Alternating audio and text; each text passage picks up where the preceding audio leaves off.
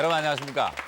그때 그 사건의 송지현입니다. 오늘도 함께 사건을 풀어갈 오세훈 변호사가 나오셨습니다. 고맙습니다.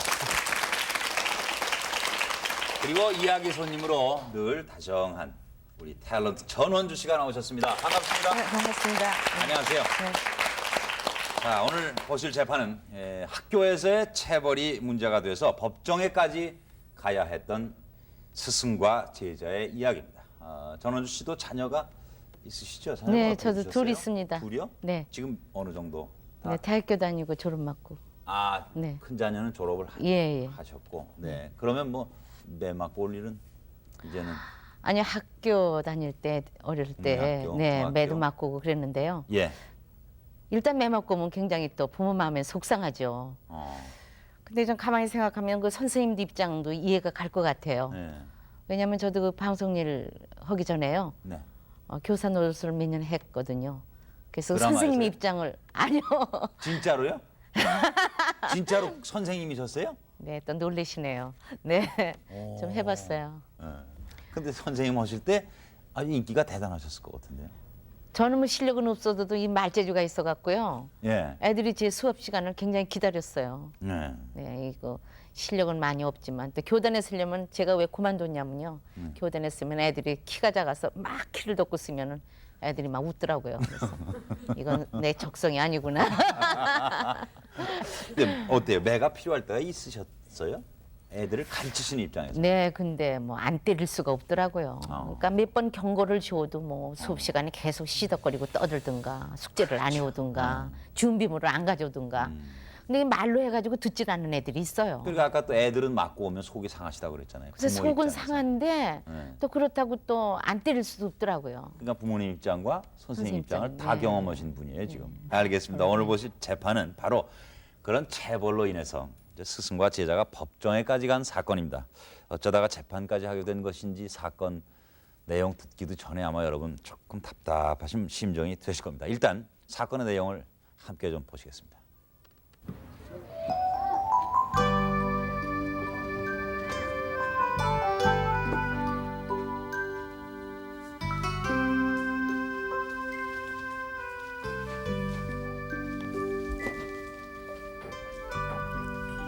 고마워. 근데 이승신 그잖아. 근데 웬 법원이야?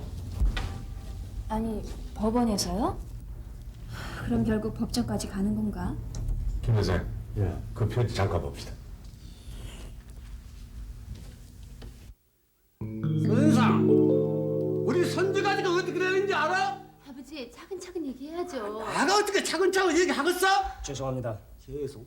사람 병신 만나놓고 죄송하면 어떡해? 아니, 성호 할아버지. 저 성호 허리가 그렇게 된 건 말입니다. 아이 명문 모를게요. 우리 이 선생한테 맞아서 그런 것이 아니라. 두말 할 거 없어. 우리 성우 허리고 차네. 만약에 트럼이랑 안 주면 법대로 할 것이오. 알겠어? 당신들이 교육자야? 이 선생, 어떻게 할 생각이요? 내 생각엔 더 시끄러워지기 전에 그냥 30만 원 내는 게 어떨까 싶은데. 죄송합니다. 저는 그렇게는 할 수 없습니다. 여기서 그만두게 되면 전 정말 폭력교사로 낙인 찍히게 됩니다. 그렇죠. 정식 재판을 청구해야겠습니다. 그래요. 어디 한번 해봅시다. 피고인은 폭행치상죄로 선고된 30만 원의 약식 명령에 불복해서 정식 재판을 청구했죠. 네, 그렇습니다. 정식 재판을 청구한 이유가 뭔가요?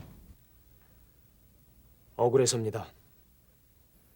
피고인은 1988년 6월 14일 12시경 본인이 담임을 맡고 있는 5학년 일반 교실에서 산수 시험을 치른 뒤 학생들을 체벌한 사실이 있죠. 네, 그날 최성호 학생의 허리를 때려 전치 6주의 상해를 입힌 사실도 있죠. 체벌을 한 건 사실이지만 최성호 학생이 전치 6주의 상처를 입은 건 그날 매를 맞았기 때문만은 아닙니다. 그래요? 피고인이 검찰과 경찰에서 진술한 바에 의하면 6월 14일 넷째 시간인 산수 시간이 끝날 중 틀린 문항수대로 때리기로 학생들과 약속을 하고 칠판에 9개의 산수 문제를 냈죠. 이거 지난 시간에 배운 산수 문제야. 틀린 문항수대로 엉덩이를 맞도록 약속했으니까 채점들 다 했지? 4분단부터 앞으로 가지고 나오도록.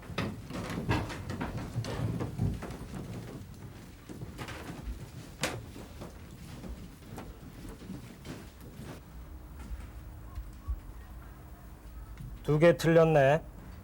2대 맞는 거 맞지? 네. 교탁에 엎드려.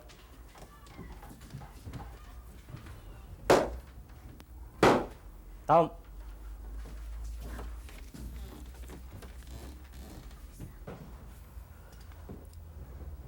몇 대 맞아야 되는지 알지?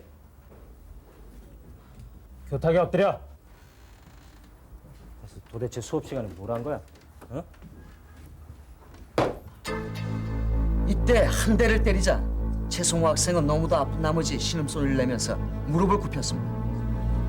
그럼에도 불구하고 피고인은 체벌을 중단하지 않고 두 번째 매를 가해서 최송호 학생의 엉덩이 윗부분, 그러니까 허리 부분을 때렸습니다.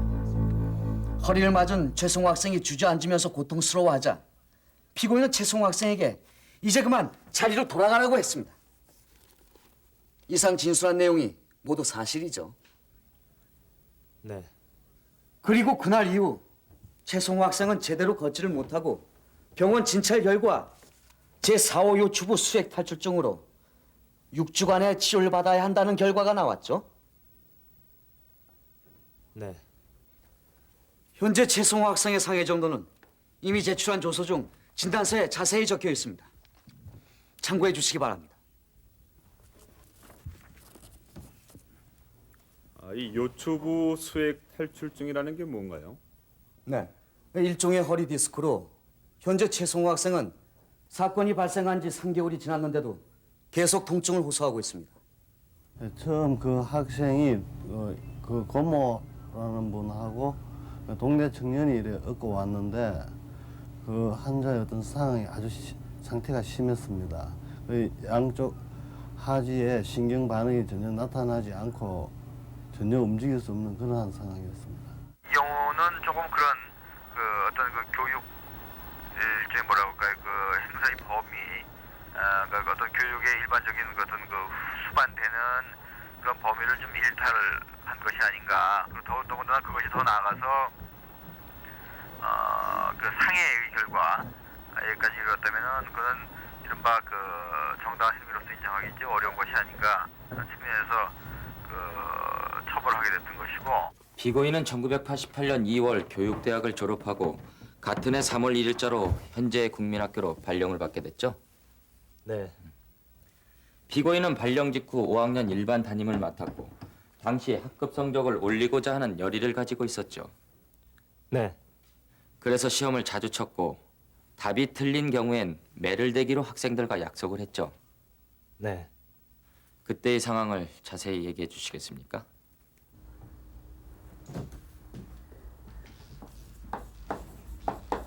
야, 이번에 새로 오신 선생님이래. 그래? 앞으로 1년 동안 여러분들과 함께 우리 5학년 1반을 꾸려나갈 이영민입니다. 선생님은 우리 5학년 1반을 전교에서 가장 공부도 잘하고 운동도 잘하는 그런 반으로 만들고 싶은데 여러분들 생각은 어때요?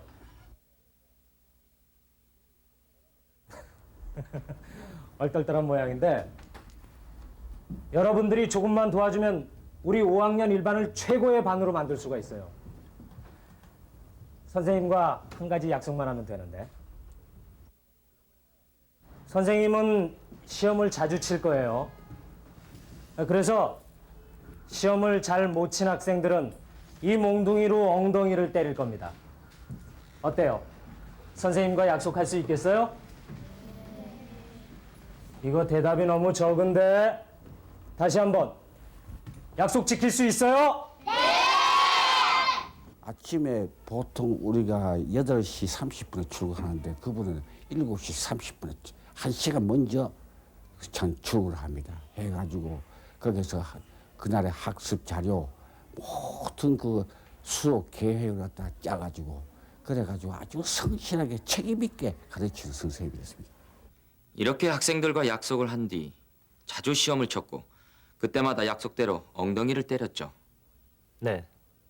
88년 6월 14일의 시험도 그렇게 약속이 된 시험이었고 그날 최성우 학생뿐만 아니라 100점을 맞지 못한 학급의 대부분의 학생들이 엉덩이를 맞았죠. 네. 그러니까 그날 피고인이 최성우 학생을 때린 것은 담임 교사로서 학생이 좀 더 공부를 열심히 하도록 하기 위한 일종의 사랑의 매였지. 결코 학생에게 어떤 신체적 고통을 주기 위한 그런 것은 아니었죠. 물론입니다. 그날 학급 학생 중 몇 명 정도나 맞았습니까? 100점을 맞은 5, 6명을 제외하고 모두 한두 대씩 맞았습니다. 그러니까 50명의 학생 중에 100점을 맞은 5, 6명을 제외하면 45명 정도가 그날 틀린 문항수대로 엉덩이를 맞은 거죠? 네.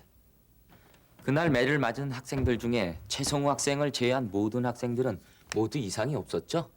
네. 그렇기 때문에 최성우 학생이 그날 맞은 매로 인해 다쳤으리라고는 상상도 하지 못했죠? 네. 일단은 전치육주라 그러면 상당히 좀 심하게 다치긴 다친 겁니다. 글쎄요. 그 걸을 수도 없을 정도로 다쳤다니까 그 부모 마음에는 굉장히 분하고 억울했을 예, 텐데요. 또 그 선생님 입장을 또 고려 안 할 수가 없는 게요. 네. 그 선생님이 초임에 처음 오셔가지고 그렇게 의욕적으로 하셨기 때문에 예. 그 선생님 뭐 그렇게 되리라고 생각 안 하고 좀 뭔가 잘해보려고 예. 이러다가 그런 거가 돼서 선생님 입장도 또 굉장히 난처하네요. 그러니까 처음 가셔서 선생님이 얼마나 의욕에 넘치고 그렇죠. 뜻은 좋으셨던 거죠. 네. 아이들 다 공부할 수 있도록 지도를 하고 싶으신 욕심은 참 많으셨던 건데. 글쎄 말이에요. 근데 그 저기 그 학생이 몇 문제나 틀렸어요? 네? 9문제 냈다고 그랬는데 네. 9개를 다 틀렸답니다. 그죠? 그러니 그 선생님 입장이 이해가 되네요. 그죠? 아니 그렇다고 감정적으로 그 욕먹을 때리신 소리지만. 건 아니겠죠? 이게? 그렇죠. 아까 그 변호인 중점을 둬가지고 변론하는 내용을 보니까 예. 전원 다 골고루 맞았지 않느냐. 네. 그러니까 특별히 이 학생에 대해서 감정이 있어서 때린 건 아니니까 네. 다시 말해서 그 업무상, 직무상에 체벌을 가한 것이니까 정당한 행위 아니겠느냐. 그런 취지로 변론하셨던 것 같습니다. 네. 이제 그러면 재판 과정을 좀 더 지켜보도록 하시겠습니다. 최성호 학생이 허리를 다쳤다는 걸 알게 된 건 언제입니까? 산수 시험을 치고 한 일주일 정도 지나고 나서 알게 됐습니다. 어떻게 알게 됐나요? 물건을 살 때 치르는 돈의 액수를 그 물건의 가격 또는 값이라고 한다. 시장이나 백화점에 가보면 물건의 종류나 품질에 따라 그 가격이 각각 다르다. 같은 세탁기나 냉장고라도 더 비싼 것이 있고. 안녕하세요. 성우 고모 아니세요? 네, 안녕하세요. 아니 그런데 어쩐 일이세요? 요즘 성우가 자꾸 허리하고 다리가 아프다고 해서 병원에 가보려고요. 조퇴 좀 할까 해서요. 그래요. 저 지난번에 산수 시험을 잘못 쳐서 제가 엉덩이를 때리다 허리를 잘못 맞은 적이 있는데 혹시 그것 때문에 아픈가? 저 일단 병원에 가서 검사를 받아보시고 결과를 꼭 저한테 좀 말씀을 해주세요. 네. 처음부터 피고인이 최성호 학생을 때린 일이 있다고 고백을 한 이유는 설마 그날 맞은 일로 해서 학생이 다쳤으리라고는 생각을 못했기 때문이죠. 네. 그런데 며칠 후 고모가 학교를 다시 찾아와 그 병원에서 허리 디스크라고 하는데 아무래도 그날 맞은 것 때문에 그런 것 같다고 했죠. 네. 그래서 어떻게 했나요?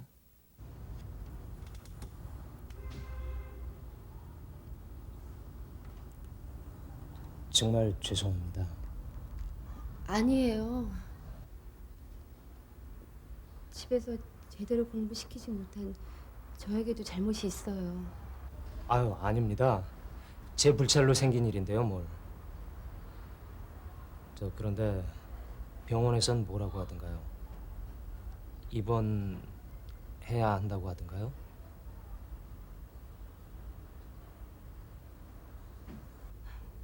그런데 병원비가 네. 저도 넉넉치는 않지만 어떻게든 제가 마련해 보겠습니다. 그 뒤에도 여러 친구를 찾아다니며 돈을 빌려서 지금까지 104만 원의 치료비를 대주었죠. 네. 그리고 그 이후에도 계속해서 최성호 학생은 병원에서 치료를 받았죠. 네. 그런데 104만 원을 지불하고 난 뒤에는 치료비를 대주지 않았다고 했는데 왜 그랬나요? 최성호 학생은 제가 체벌을 하기 전에 이미 허리를 다친 상태였기 때문입니다. 그렇다면 피고인이 알고 있는 최성호 학생의 허리 디스크의 원인은 뭐죠? 산수 시험을 치르기 4일 전쯤 철봉에서 떨어져 허리를 다친 것으로 알고 있습니다. 제가 체벌을 한 건 그 뒤의 일입니다. 최성호 학생이 철봉에서 떨어졌다는 사실은 어떻게 알게 됐나요? 교감 선생님께서 말씀을 해주시길래 학생들에게 물어봤습니다. 그것은 아이들이 그 반에서 교무실 청소 단번이 있습니다. 있는데 마침 교무실 단번이 바로 앞에서 그 걔가 철봉에 떨어졌다는 사실을 갖다가 나에게 진술을 해요. 그래서 그 반드는 아이들이 몇이냐, 5사람이라 그래요. 5사람이다. 그래가지고 거기서 직접 현장에 가서 어떻게 떨어졌는 것을 갖다가 전부 다 알고 그 진술서를 받았습니다. 이 진술서가 학생들이 직접 쓴 진술서 맞죠? 네.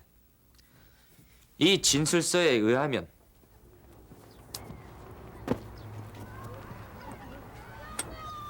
우와, 되게 잘한다. 니들은 이렇게 못하지? 아니야, 나도 할 수 있어. 그럼 니네 다리만으로 철봉에 매들 수 있어? 자, 봐.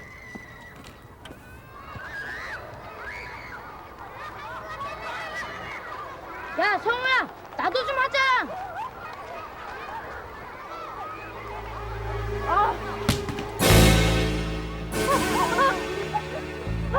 야, 얘 되게 센 돈이다. 제동 봐. 지가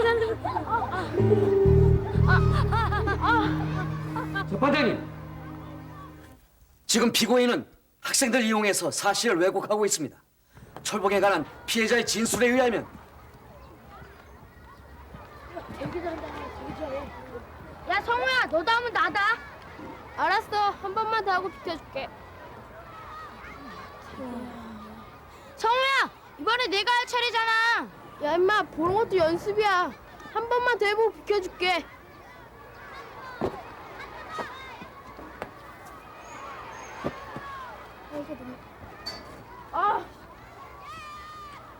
그러니까 피해자는 양원영이란 친구가 연습을 하겠다고 해서 비켜줬을 뿐 철봉에서 떨어진 사실은 없다고 증인에게 말을 했죠?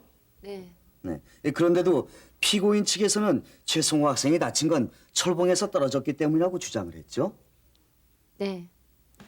피고인 측에서 철봉 얘기를 꺼낸 건 언제였습니까?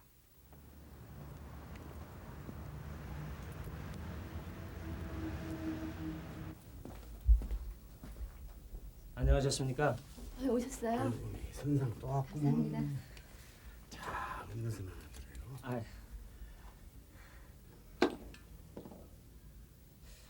저 혹시 성우한테서 6월 10일쯤 철봉에서 떨어졌다는 얘기 들은 적 없습니까?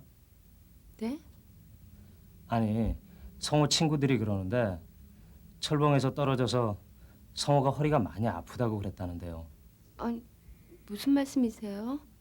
6월 10일이면 제가 때리기 전인데 제 생각엔 그때 이미 성우는 허리를 다쳐 있었던 것 같아요. 아니 이보시오 젊은 선상 지금 무슨 소리 하는 거요? 그러니까 철봉에서 떨어졌을 게 내 책임이 아니라 이거요? 아니, 그렇지 않습니까? 전 제가 때려서 그런 줄로만 알고 있었... 성호야. 성호야. 너 선생님한테 맞기 전에 철봉에서 떨어진 일 있니? 아니? 성호야, 3주 정도 지난 일이라서 잊어버렸을 수도 있으니까 잘 생각해봐. 아니에요. 그날 철봉 연습을 하다가 원영이가 와서 비켜달라고 하길래 비켜주고 전 뒤에 더 연습하지 않았어요. 이제 선생님도 뭐 이거 일을 만들기 위해서 그랬나봐 학생들 모아놓고 개 철봉하는 거 본 적 있느냐고 물어보고 뭐 여러 가지 체육 시간에 뭐 넘어진 적 있냐고 혹시 이렇게 뭐랄까요 자료를 많이 해가지고 자기한테 쪽으로 불리한 거기 유리하도록 하기 위해서 학생들도 많이 한 것 같아요. 그 이후 피고인 측에서는 학생들을 내세워서 최성호 학생이 다친 건 철봉에서 떨어졌기 때문이라고 주장을 했는데 성호가 허리에 통증을 호소한 건 언제부터였죠? 6월 14일부터입니다. 그러니까 최성호 학생이 아프다고 통증을 호소한 건 6월 14일. 즉 산수 시험을 치르고 맨을 맞은 그날부터란 말이죠. 네. 어떻게 그렇게 정확하게 날짜를 기억하고 있죠?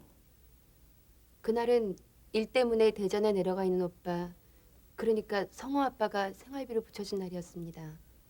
이렇게 최성호 학생이 다친 건 피고인에게 매를 맞았기 때문이라는 사실이 명백한데도 이 피고인 측에서 그렇지 않다라고 주장하면서 책임을 회피하려고 하자 고소를 하기에 이른 거죠. 네. 이 자필 진술서는 성호가 정말 철봉에서 떨어진 사실이 있는지 확인하기 위해서 증인이 직접 학교로 찾아가서 학생들에게 받은 진술서죠? 네. 이 진술서에는 최성호 학생이 철봉에서 비껴주었다는 양원영 학생의 진술서가 있고 그리고 최성호 학생이 아프다고 다리를 절기 시작한 건 6월 10일부터가 아니라 피고인에게 매를 맞은 바로 그날부터였다는 학생들의 진술도 있습니다. 참고해 주시기 바랍니다.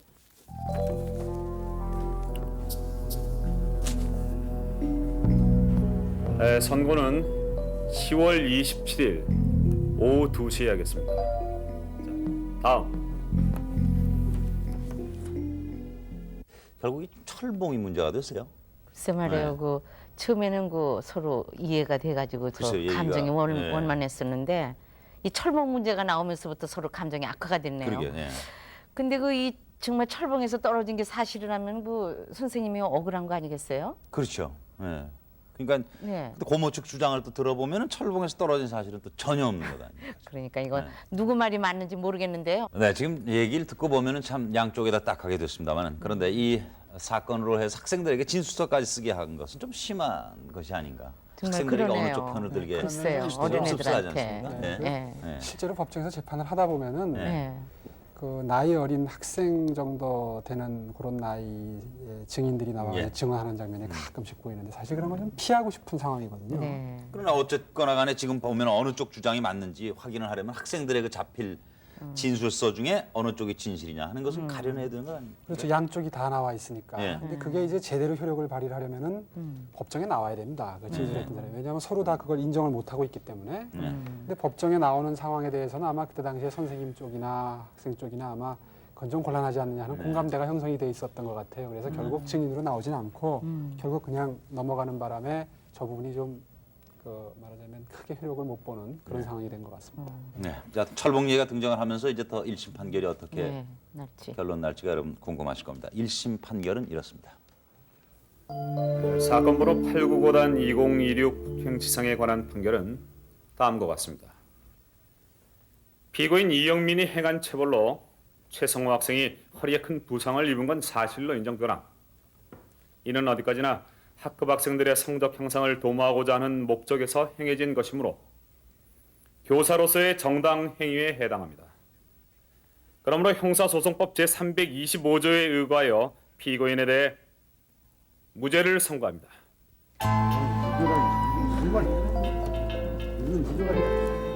첫째로 그 체벌을 가하게 된 동기라든지 목적의 순수성을 둘 수 있겠습니다.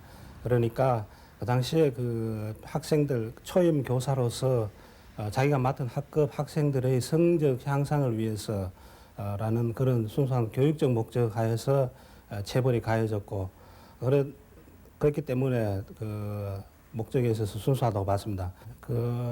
그리고 마지막으로 그 피해자가 입은 상해라는 결과는 대단히 유감스럽긴 하지만은 그 부분에 대해서는 국가를 상대로 하는 그 손해배상 청구가 가능하다고 보았기 때문에 굳이 그 앞길이 창창하고 언제든지 그 학생들로부터 존경을 받아야 될 교사에게 전과자라는 그런 멍해를 씌우는 것이 과연 타당한가라는 그런 의문이 생겼기 때문에 여러 가지 사정을 고려해서 피고인에게 무죄를 선고했는 걸로 생각됩니다. 이 지금 그 철봉 얘기는 근데 전혀 언급이 안 됐어요? 아까 말씀드린 대로 아마 그런 이유 때문에 조금 제켜놓고 예. 일단 때린 사실은 인정을 하시니까 그것이 과연 정당한 행위냐를 이제 아까 말씀드린 기준에 따라서 판단을 하신 것 같은데 네. 뭐 아까 그 판사님의 마음을 좀 읽어보면은 선생님 가슴에 어떤 멍해를 남기지 않기 위한 그 교권에 대한 어떤 그 존경심이랄까 이런 것에 주안점을 뒀던 판결이 아닌가 1심 판결이 그런 생각이 드네요. 근데요, 그 선생님 입장에서 그 선생님을 보호한다는 거는 좀 수긍이 가겠지만요. 그래도 그 애가 그 걸을 수 없을 정도로 그 많이 맞았잖아요. 근데 그런 건 전혀 참작이 안 되는지 모르겠어요. 그러니까 이제 이건 형사 판결이고요. 예. 형사 재판이고 다쳐가지고 치료비가 든다든가 위자료 문제라든가 이런 건 사실은 이 업무상의 행위이기 때문에 선생님을 상대로 재판을 하는 게 아니라 나라를 상대로 할 수가 있습니다. 그러니까 좀 그런 면에서는 좀 선생님을 보호할 수 있으면서도 또 피해자는 피해자대로 구제가 되고 그런 방법이 있거든요. 그런데 재판은 여기서 일단 끝나지 않았습니다. 전원주 씨가 학부모 입장에서 또 안타까우신 것처럼 부모 측에서 항소를 하게 됐습니다. 그래서 2심 재판이 열리게 되는데요. 그 법정을 가보시겠습니다. 이 교편이 당시 학생들을 체벌할 때 사용하던 교편 맞죠? 네. 이 교편은 길이가 무려 50cm, 두께는 가는 쪽은 1.2cm, 굵은 쪽은 3cm나 되는데 어느 쪽을 잡고 학생들을 때렸습니까? 교편의 가는 쪽을 잡고 굵은 쪽으로 때렸습니다. 그러니까 이렇게 잡고서 학생들의 엉덩이를 때린 거죠? 네. 이렇게 굵은 교편으로 학생들에게 체벌을 가할 경우 학생들이 크게 다칠 것이라는 생각을 해본 적은 없습니까? 거의 1년 동안 저는 그 교편을 사용해왔고 어떤 사고도 없었습니다. 그렇기 때문에 학생이 다칠 거라고는 전혀 생각지 못했습니다. 피고인이 검찰 및 경찰에서 진술한 바에 의하면 굵은 교편으로 맞은 학생이 고통스러워하며 다리를 구부렸는데도 계속해서 두 번째 매를 때렸죠? 네. 학생들의 자세를 바로잡아주지 않은 채 이렇게 굵은 교편을 이용해서 학생들을 때리면 치명적인 상처를 입힐 수 있다는 건 아주 상식일 텐데요. 때리는 순간에 무릎을 굽혔기 때문에 자세를 바로잡아줄 수가 없었습니다. 피고인이 이 교편을 사용했던 것은 학생들이 공부를 제대로 하지 않거나 학교 규율을 어기는 등의 좋지 못한 짓을 할 때만이었죠. 네.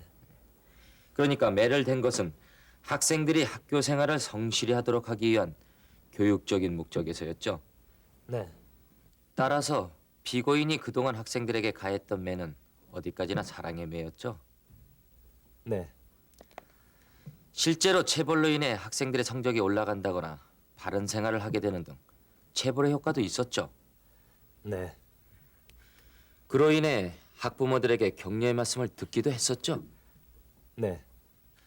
피고인이 최성호 학생의 허리를 때린 건 최성호 학생이 무릎을 굽혔기 때문에 순간적으로 일어난 일로 전혀 예상치 못했던 일이죠. 네. 교편이 최성호 학생의 허리에 닿는 순간 무릎을 굽히는 걸 봤습니다. 만일 매를 대기 전에 그 최성호 학생이 무릎을 굽혔다면 당연히 자세를 바로 잡아준 뒤 체벌을 가했겠죠. 네. 당시 피고인이 사용했던 교편은 사랑의 매라고 하기에는 너무 크고 굵으며 더욱이 매를 맞은 학생이 아파서 무릎을 구부렸는데도 자세를 바로잡아주지 않고 계속해서 체벌을 가한 것은 교육 목적상 행한 체벌이라고 보기에는 그 도가 지나칩니다. 따라서 피고인 이영민을 폭행치상죄로 벌금 30만 원에 처함이 마땅합니다. 피고인이 최성호 학생을 포함한 5학년 일반의 모든 학생들에게 가한 매는 어디까지나 학생들을 사랑하는 마음에서 비롯된 것이며 교육 목적상 행해진 체벌입니다. 따라서 피고인의 최성호 학생에 대한 체벌 행위는 정당 행위에 해당하므로 항소를 기각함이 마땅합니다. 피고인 마지막으로 할 말 없습니까?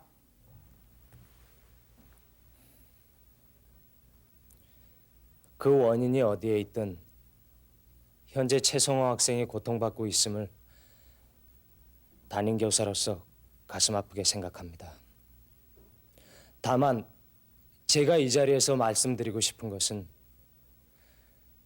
교직에 몸담아 온 지 불과 1년밖에 되지 않았지만 그동안 학생들에게 가했던 체벌에는 한 가지 신념이 있었던 겁니다. 바로 그들을 사랑하는 마음이 그 매에는 실려 있었습니다.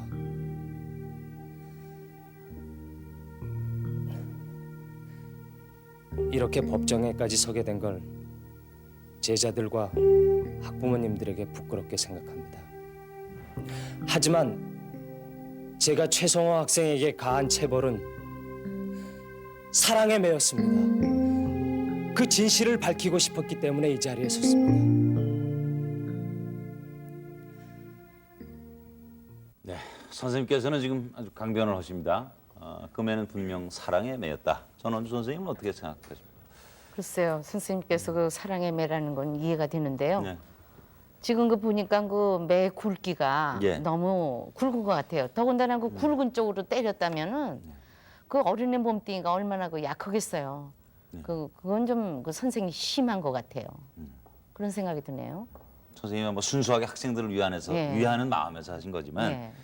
글쎄요, 어떻게 이것을 판결해야 될지 재판부로서도 상당히 고민스러울 것 같아요. 이런 경우에는. 예, 1심에서는 그 철범 얘기가 좀 나오다가 이제 2심에서는 완전히 쟁점이 옮겨갔네요. 예. 과연 정당한 행위냐 아니냐. 그리고 옮겨간 것 같은데 사실 아까도 말씀드렸지만 뭐 정당하게 판단하는 여러 가지 요소가 있는데 이론적인 근거는 분명히 있습니다. 무슨 뭐 목적이라든가 방법이라든가 결과라든가 그 방법밖에 없었느냐라든가 뭐 여러 가지 균형성이라든가 이런 게 있는데 그런 거를 실제 이렇게 사건이 일어났을 때 적용시키는 게 쉽냐 말이에요. 이게 재판부 입장에서 사실 굉장히 곤혹스럽고 힘든 작업 아니겠어요, 이런 게. 더군다나 아까 그 양쪽의 팽팽한 주장을 들어보니까 정말 어느 쪽 주장이 옳은지 정말 모르겠네요. 네.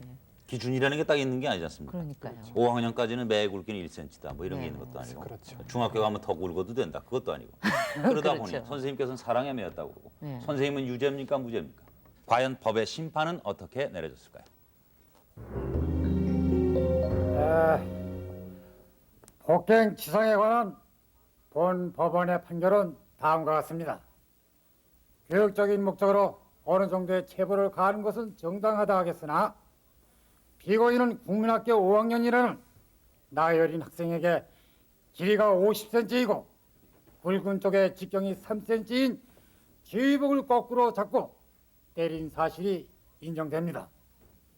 또한 그로 인한 고통으로 최성호 학생이 무릎을 굽혔는데도 또 한 번의 체벌을 가한 피고인의 행위는 그 목적과 수단에 있어 징계권의 범위를 벗어났다 하겠습니다. 더욱이 공부 못한다고 해서 체벌을 가하는 것은 참된 교회라고 할 수 없으므로 형사소송법 364조 2항에 의거 피고인을 벌금 30만 원에 처합니다. 첫째로 9개 문항을 출제를 해가지고 틀린 수대로 아이에게 매질을 한다고 미리 예고를 했었어요. 이것은 점수 따기 경쟁만을 계속 강요하는 것이고 그 아이가 개성이라든지 창조적인 지능을 개발하는 그런 목적과는 전혀 관련이 없기 때문에 교육으로서 옳지 않다는 생각을 했었고 또 선생님이 이 아이에 대한 파악을 전혀 못했다는 것입니다. 이 아이는 9개 문항이 전부 다 틀렸기 때문에 체벌을 가한다고 해서 지능이 개발될 수 있는 아이가 아니었었습니다. 아니고 또 체벌하는 방법도 그 길이 50cm의 그 지휘봉으로 거꾸로 잡고 무거운 쪽을 앞으로 해서 아주 세게 때렸기 때문에 이미 교육 목적을 벗어났다고 생각을 했었습니다. 그런 내용으로 이 사건은 유죄가 돼야 된다 하는 생각을 했었습니다. 1심에서 무죄, 2심에서 180도 바뀌었습니다. 판결이. 지금 네. 유죄 판결이 내려졌죠. 판결문을 보니까 그 지금 판결을 하신 판사님의 교육관이 네. 굉장히 큰 영향을 미치지 않았나 그런 느낌이 드는데 그 제가 아주 그 감명 있게 읽은 부분이 판결문 중에 점수가 중요한 건 아니지 않느냐. 학교라는 곳이 교육시키는 곳이 사회에 잘 적응할 수 있는 사람을 만들어내는 것이고 학생들이 가지고 있는 재주라는 것은 여러 가지 재주가 있는데 그 각각의 특성과 적성을 살려서 그것이 활짝 피어나도록 하는 게 참교육 아니냐. 이런 문구가 있더라고요. 네. 그런 교육관이 이 판결에 영향을 미치지 않았나 그런 생각을 해보고요. 저 개인적으로도 사실 그래요. 그 여러 가지 재주가 있는 것 중에 공부하는 재주는 한 가지 재주인데 그렇죠. 그 한 가지 재주에 다른 사람한테 못 미친다 그래서 반의 학생이 50명 정도 된다 그러는데 나머지 학생들이 전부 열등감을 가지게 되고 이건 좋은 교육은 아니라는 생각이 들더라고요.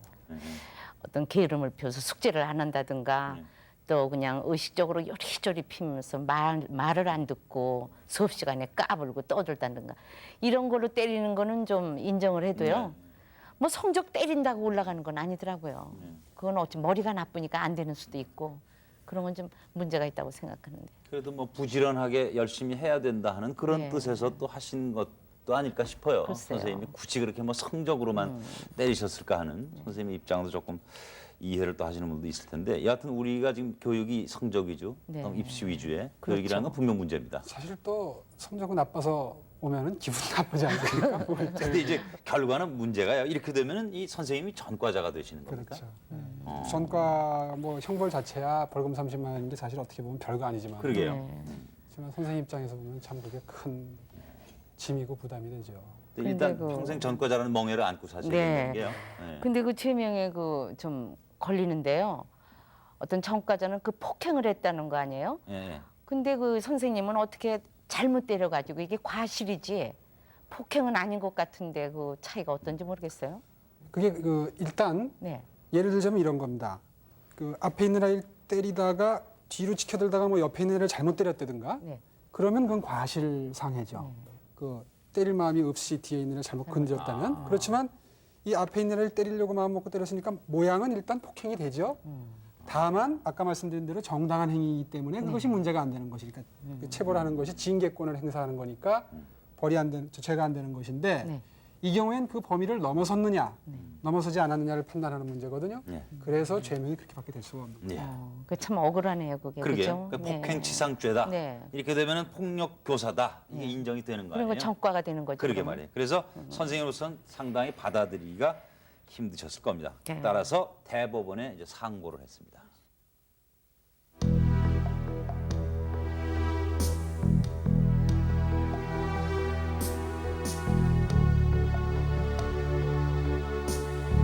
결국 대법원의 판결 유죄로 인정이 됐습니다. 네. 2심 판결문과 거의 유사한 이유였습니다. 그렇죠. 네. 네.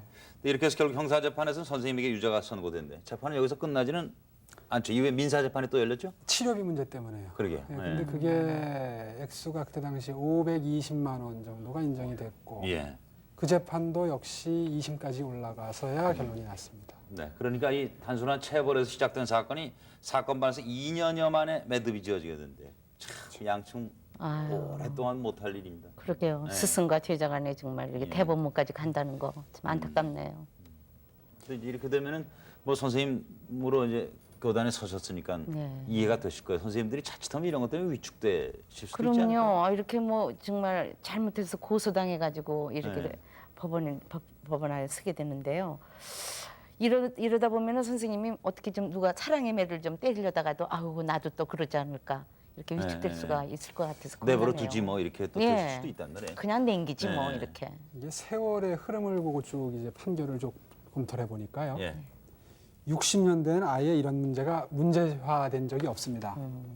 이제 그때만 하더라도 좀 또 옛날이니까. 근데 70년대 들어서면서부터 이제 판결이 생기기 시작합니다. 네. 근데 70년대 들어서는 이제 교사의 체벌이 죄가 안 된다는 판결이 하나 눈에 띄고, 네.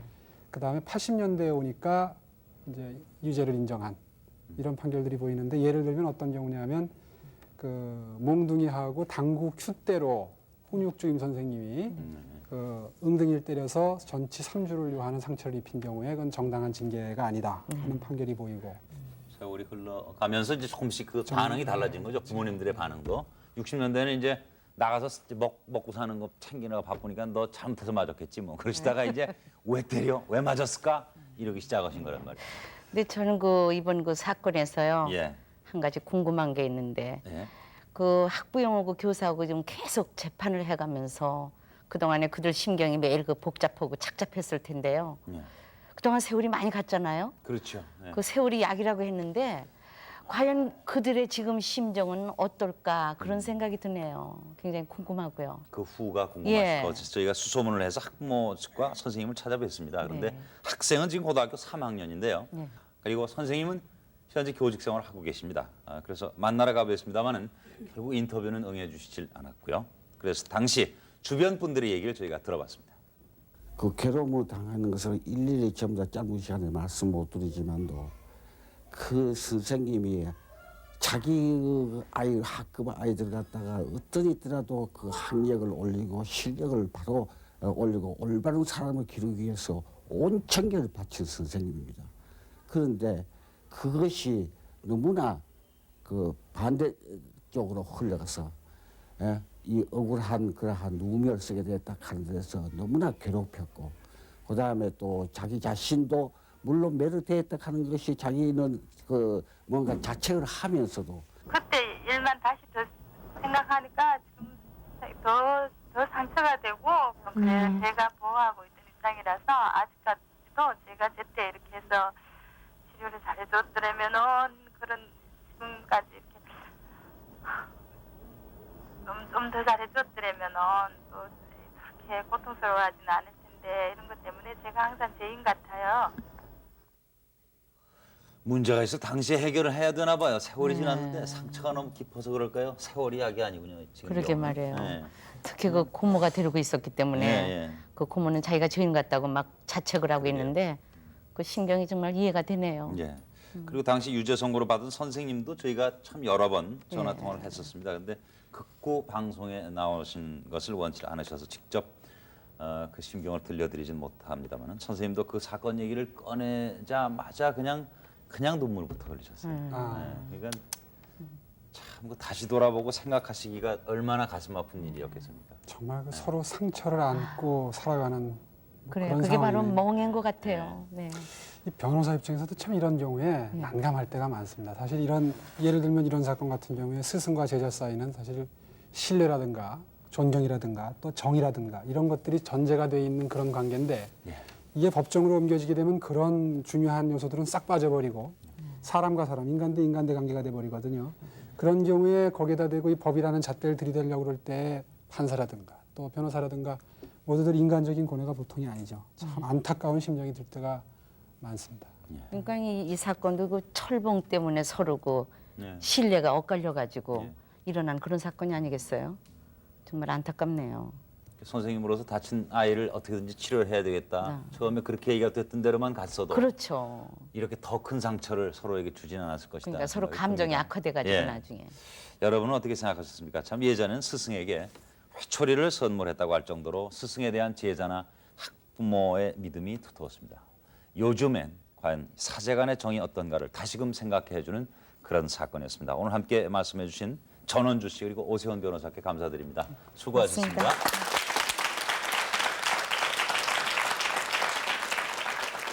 자, 다음 주 예고해드리겠습니다. 대학에서 사환으로 일하던 어느 여고생이 절도죄로 실형을 선고받았습니다.